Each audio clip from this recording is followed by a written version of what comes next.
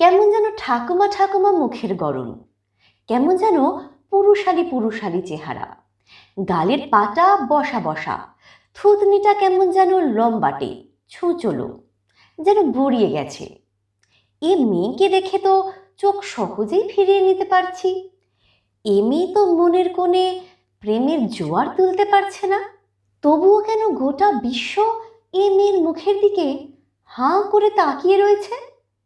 সুন্দর দেখতে মেয়েদের অভাব পড়ল নাকি? আমি তুমি সে কে নেই যে মেয়েটিকে অবাক চোখে দেখছে না? হাত পাগুলো কেমন যেন পুরুষালী পুরুষালী, তবুও প্রতিটি পুরুষ আজ ওই মেয়েকেই দেখছে। কপালে টিপ নেই, ঠোঁটে হালকা বা গাঢ় কোনো শেডের লিপস্টিক নেই, গয়না ছয়না কিচ্ছু নেই, চকচকে ভাব নেই, চোখ জুড়ে শুধুই রিঙ্কল। তবুও মেয়েটাকে অবাক চোখে সবাই দেখছে। কেউ চোখ ফেরাতে না পারলেও চোখ ফিরিয়ে থাকতে পারছে না। লাবণ্যের ছিটে ফোঁটা পর্যন্ত নেই মুখে চোখে, ঠোঁটে সর্বাঙ্গে কোথাও কোথাও নেই।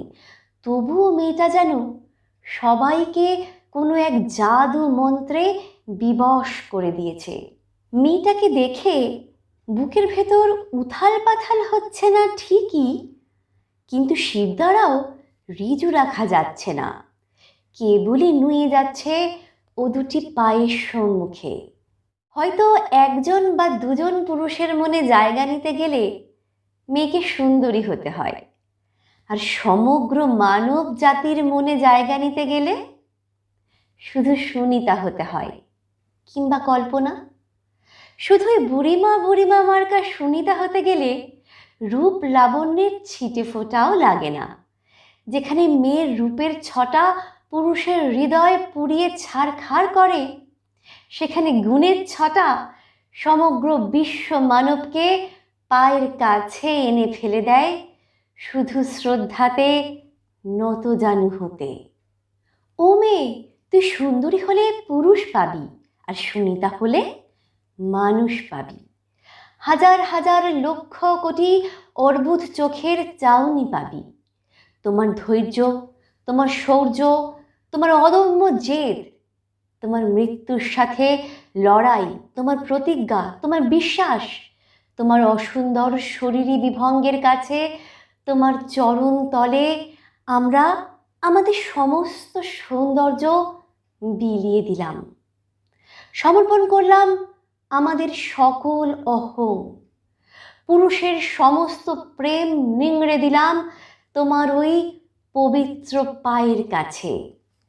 নারী তুমি সুন্দরী হও, নারী তুমি জননী হও, নারী তুমি স্তন্যদায়িনী হও, নারী তুমি প্রেয়সী হও, নারী তুমি ঈশ্বরী হও।